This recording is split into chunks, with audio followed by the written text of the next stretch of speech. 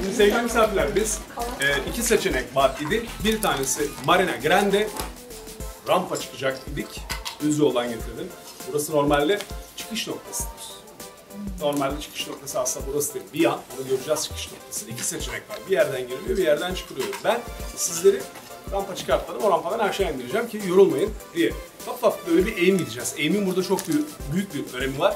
Eğim ile su ihtiyacını karşılamışlar. Eğim ile tren denizine atık suyu göndermişler. Bunu hep birlikte yaşayacağız zaten. Ufak ufak bir eğim çıkaraktan dolaşacağız Pompei Antik Kenti'ne. Pompei bir defa Pompei demek Antik Yunan'da ticaret merkezi demek.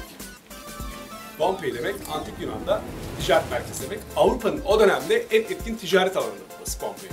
O dönemde patlamadan evvel sahile olan uzunluk 3 kilometre. Fakat patladıktan sonra sahile olan uzunluğu 13 kilometreye gidiyor. Yani 10 kilometre şehir kayıyor. Deniz uzaklaşıyor buradan. Deniz buradan uzaklaşıyor. Deniz ve denizciler tabii ki Pompei'nin yayılımında en büyük etken olan gruplar arasında, iş kolları arasında deniz ve tabii ki ticaret, denizle uğraşan, deniz ticareti yapan denizciler. Şimdi biz neredeyiz? Biz ilk evvela Lantus Batiatus'a ait, dönemin en köklü imparatoruna ait komando kullanıyoruz. Burası antrenman tesisleri. Görmüş olduğunuz alanın tamamı orijinal antrenman tesisleri.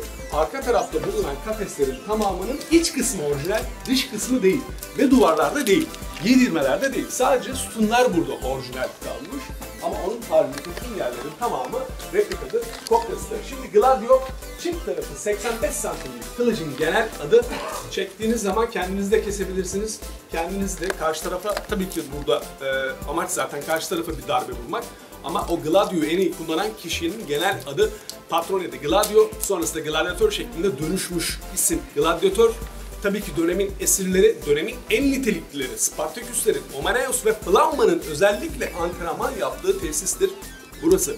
Nasıl ki bir kulüp başkanı kendi altyapısından yetiştirdiği ve transfer ettiği nitelikli futbolcuların antrenman tesislerinde gelip bir elinde Konya şampanyası, bir elinde prosu ile seyreder haz alır ise o dönemin soylu aileleri de üst tarafta kalma orijinal lojalardan sürekli olarak gladyatörleri hayvanlara, timsahlara, kaplanlara, farklı türde birbirlerine karşı çarpıştırıldığı nitelikli gladyatörlerin antrenman yaptığı yegane alan burasıdır. Şimdi Pompei sevgili misafirler, şöyle ki milattan önce ilk 64'te bir deprem yaşıyor.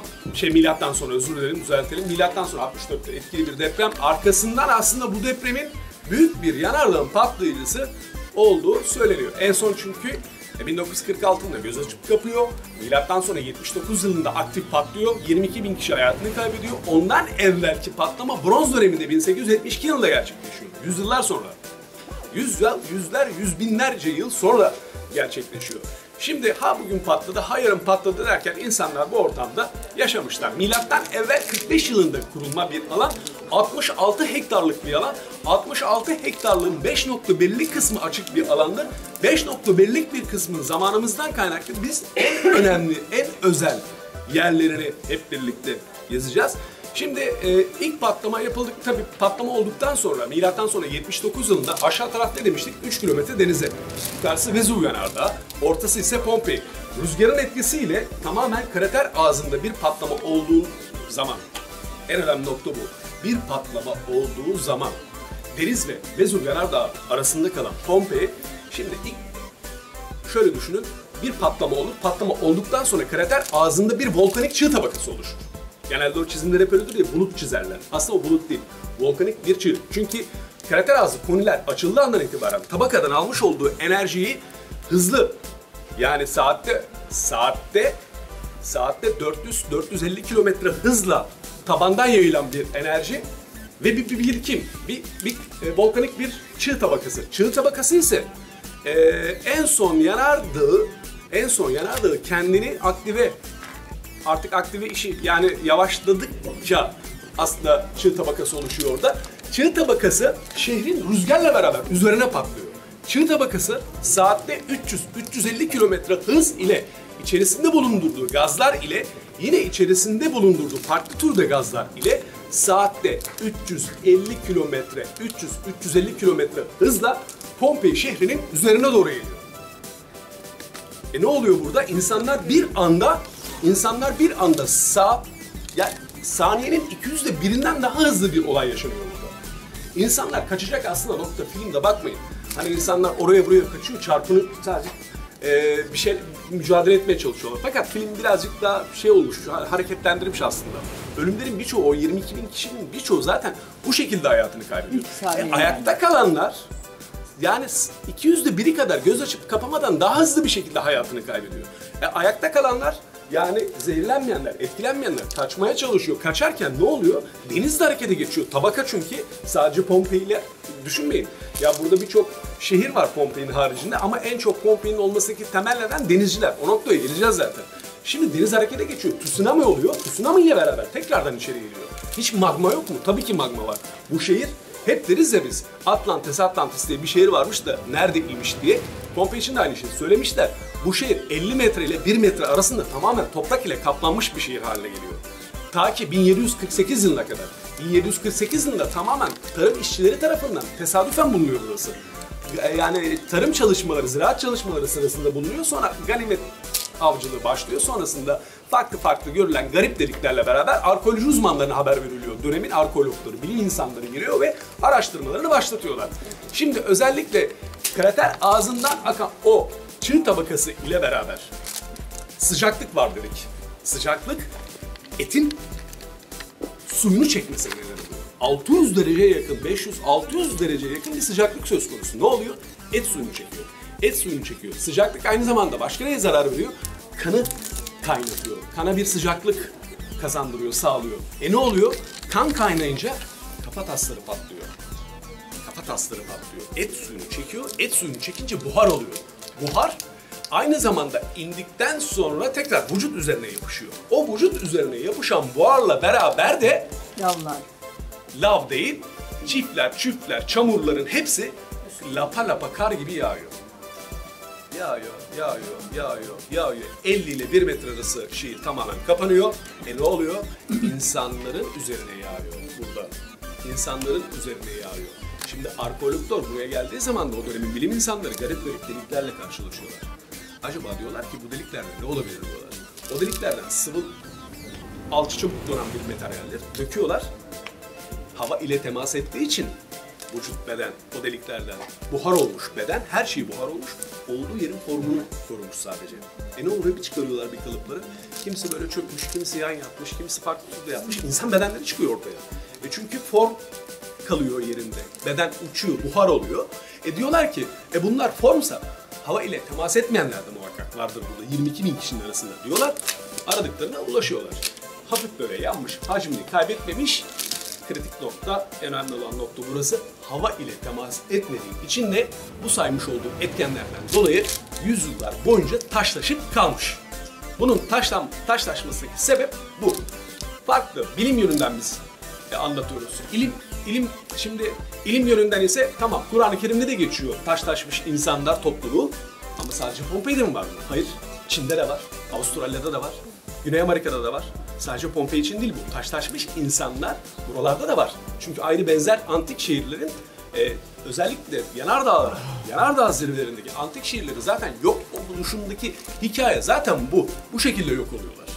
Şimdi sonrasında tabii ki o kadar 5-6 şehirle beraber burası artık kalkınmaya başlıyor.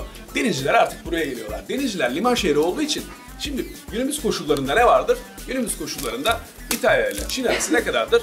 Belki bir aydır. O dönemin gemileri ile belki bir sene. Denizciler ne yapıyorlar denizciler? Hepsi erkek bunların. Deniz suyuyla mücadele ediyorlar. Deniz suyu neye zarar veriyor? Akciğer, böbrek vesaire yetmezliğine neden oluyor. Bir yetmezlik söz konusu organlarla. Ne oluyorlar? Deniz suyuyla mücadele ettiği için hasta oluyorlar. İniyorlar ve geliyorlar bu şehre. Bu şehre geliyorlar. Aradıkları her şey burada var. Doktora gidiyorlar. İlaç mı var? İlaç da var. Çünkü o dönemde dünyanın, Avrupa'nın özellikle Gözbeyi ticaret merkezi olduğundan kaynaklı, Akdeniz'in en büyük ticaret merkezi olduğundan kaynaklı her şey var. Doktoru buluyorlar. İlaçları alıyorlar. İlaçlarla da bir güzel iyileşiyorlar. Bunların hepsi erkek, karınları aç. Gidiyorlar öncelikle karınlarını buluyorlar. Arkasından genel evler var. Genel evlere gidiyorlar adamlar. Eşcinsellere yönelik genel evler de var. Çocuk yok aramızda. Rahat anlatabilirim. Eşcinsellere yönelik de genel evler var. Çünkü gemicilerin birçoğu o dönemde eşcinsel. Sonrasında kadınlara ait olan genel evler de var. Hepsine hitap ediyor. Her şey var burada. Bunlar genel eve gidiyorlar. Arkasından spa'ya gidiyorlar. Dünyanın ilk spası burada. İlk spası, hamam, sauna, masaj hepsi burada. Bunlara da gidiyorlar. Arkasından çıkıyorlar. Şaraphanelere gidiyorlar. Kafaları güzelleşiyor. Çalıyorlar. Çengiler var, müzikler var. Her şey var burada. Şaraphanelerden sonra tüm alanda, bu 66 hektarlık alanda yüzlerce erzak alabilecekleri alanlar, fırınlar, marketler, şarküteri dükkanları hepsini göreceğiz şimdi zaten. Bunlar da var. Gittikleri her yerde de anlatıyor. Pompei dediği bir yer varmış, Pompei dediği bir yer varmış şeklinde. Tüm dünya üzerinde bir ilgi noktası haline geliyor. Pompei ekonomik hacim katıyor denizcilerle beraber. Devam edelim.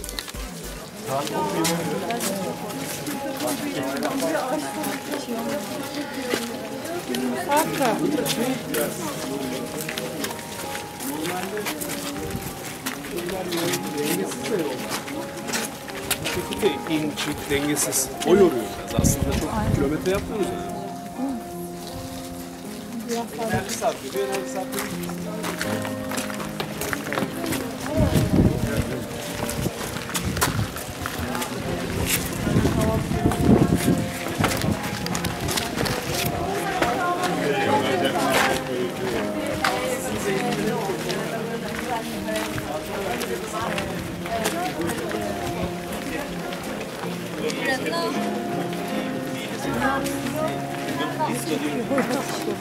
Arkayı çekin ya. Hastalar var.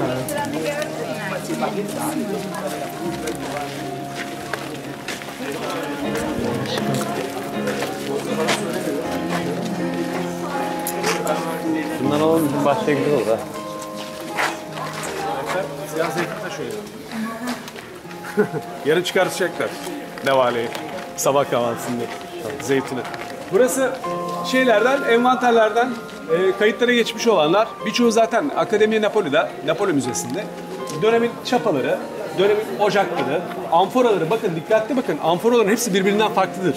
Yani uzantı bittikçe oda sıcaklığına dönüşüyor. Kırmızı şarap oda sıcaklığında. Beyaz şarap bu kadardır. Su bu kadardır. Niye? Beyaz şarapla suyun arasında serinlik derecesi vardır. En az 6-7 derece. O yüzden kısaldıkça ısı düşer, uzadıkça ısı artar. Yani soğukluk derecesi artar. Bir yana geçelim. Aynı şekilde devam ediyor. Burada da birazcık mutfak araç gereçlerine ağırlık verilmiş. Pişirme ocaklarına ağırlık verilmiş. Yemek masalarına ağırlık verilmiş. Aslanlar, kaplanlar yemek masalarında var ise onlar şeytanları uzak tutmak adınadır. Sofrada paganizm inancıdır. Bir yana geçelim.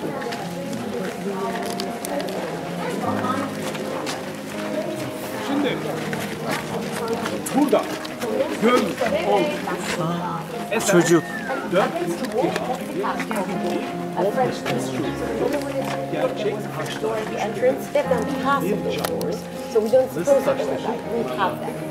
taşlaşmış hali. Gerçekte top geçiyor. Annesi vardı Almanya'da. Bu da efendim. Annesi vardı Almanya'da. Almanya'da bayan vardı. Bir de çocuğu vardı. Bu da bir kardeşleri. Şu an Almanya'da. O da hamileyken o kadar burada bizim yolcular buradan Para atmışlar burada. hamile ölürken elleri böyle karnında koyuyor, çocuğunu koyuyor. Eli böyle karnında hamile annesi. Hamile annesi Almanya'ya bize gönderdiler. Geziyor şu an. Almanya'ya geziyor. Her şeyini koyuyor. Bu da aynı evden çıkarken o annenin kızı. Gerçek bir deden o. 4 yaşında kızı. Yana yazıyor. Yani olduğu yeri formül almış. Başka hiçbirine bir açıklaması da yok. Bu bir alçı ama beden uçtuğu için form kalıyor etrafının yerinde. Bu bir insan formu. Bakın nasıl bekliyor. Bir yana geçiyor. Çektim.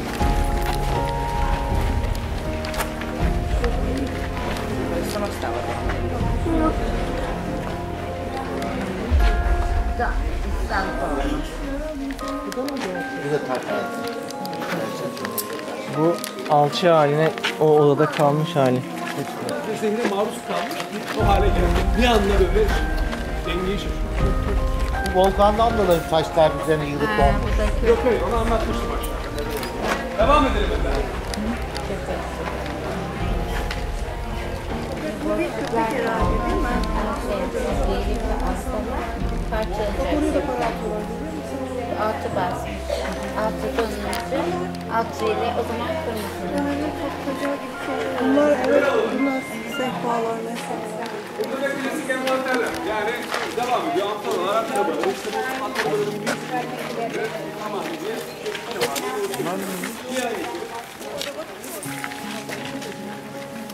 Burada envanterin masası. Mutfak takımları birazcık ağırlık bitmiş. Yani Pompei'de sadece bizim gördüğümüz, gezdiğimiz alanlar. Yerleşik yani alışverişin, ticaretin döndüğü alanların etrafında gezdik biz. Pompei'de normal yaşam yok mu evlerin olduğu yer? Tabii ki var ama arka planlarda da evlerin özelliği olmadığından dolayı Mutfağa koyalım mı? biz o bölgede değil de daha böyle bir sosyal yaşam o bölgeye ait olduğu kalıntıların arasındayız. Devam edelim buyurun. Duralım.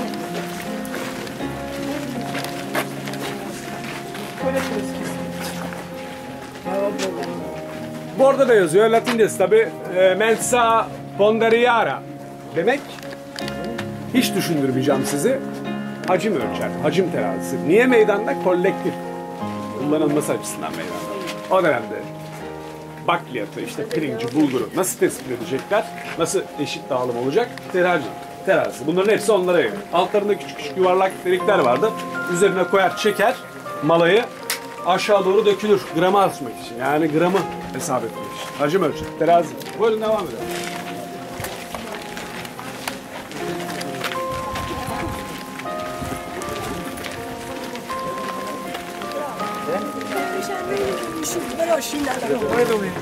Ciao, ciao.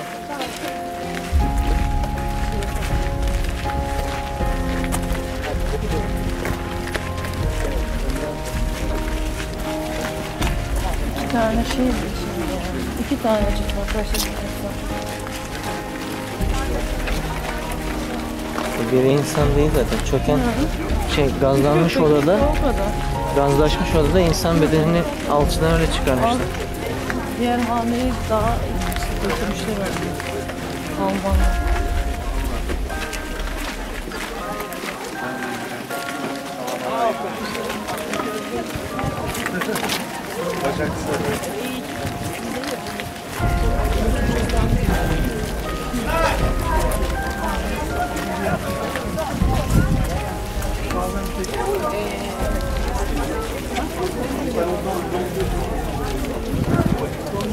Aynen aynen. Burada bekleyelim. Pardon. Due mesi quanto dove mezzo sono? Sì. Ma gemelli, una maschera e una femmina. Hai fatto centro. Ah sì, aspettando 9 anni. 9 anni.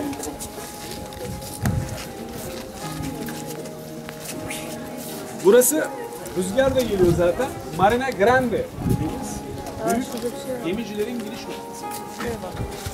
Yerlere dikkat edecek olursanız rehberlere özel senede bir defa tur yapıyorlar. Ben bir kere gelmiştim diye katılmıştım. Akşam karanlıkta geliyor. Bir uzay istasyonu, bir uzay üssü gibi falan burası. Sanki dünya değil de başka bir yerdesiniz.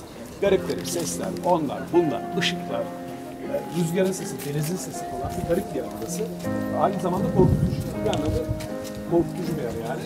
Bu ışıkların hepsi, bunlar fosfor lambalarıdır, fosfor ışıklarıdır, ledlerdir yani tabiri caizse.